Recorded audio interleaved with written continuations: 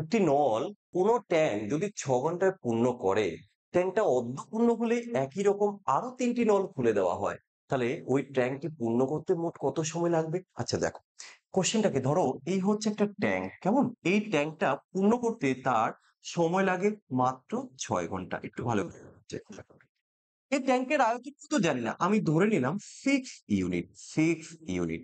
এবার কি বলা হয়েছে যে তাহলে প্রথমে একটা নলে কিন্তু পূর্ণ করছে, তাহলে তাদের ক্ষমতা কত?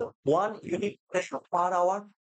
এবার বলা হচ্ছে অর্ধপূর্ণ হলে, মানে কি অর্ধেক ভর্তি হলে, তাহলে এই অর্ধেক ভর্তি হয়ে গেল, এই যে অর্ধেক ভর্তি হলো, এই অর্ধেক বলতে কি, তাহলে আমি বলবো যে স্যার 3 ইউনিট আমার 3 ইউনিট ভর্তি হয়ে গেল। 3 ইউনিট। এখন আগে তো একটা করে নলে পড়তো, এখন নলের সংখ্যা বাড়িয়ে দিয়েছে কয়টা? আরো ৩টে। তাহলে মোট কতগুলো নল হয়ে গেল? ৪টে নল। কিন্তু কাজ বাকি কত? এই যে অর্ধেক বাকি।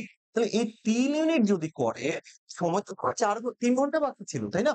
তাহলে কয়টা নল করবে? ৪ ঘন্টা, ৪টি নল করবে। তাহলে এই ঘন্টাটাকে মিনিটে কনভার্ট করবো, কারণ এখন তো আর ঘন্টা লাগবে না। তাহলে ৬০ দিয়ে আমি গুণ করলাম, মিনিটে কনভার্ট হয়ে যাচ্ছে।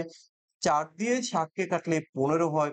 ৩ ১৫, তাহলে তুমি বলে স্যার তাহলে ৪৫ মিনিট লাগবে এখন যদি ৪টে নলে করে, কারণ একটা নল যদি করতো তাহলে ৩ ঘন্টা লাগবে, এখন তো ৪টে করবে, ৪৫ মিনিট লাগবে। তাহলে আগে লাগছিল ৩ ঘন্টা, এই প্রথম এই দেখো এই প্রথম অর্ধেকে লাগছে ৩ ঘন্টা, এটা লাগছে ৪৫ মিনিট।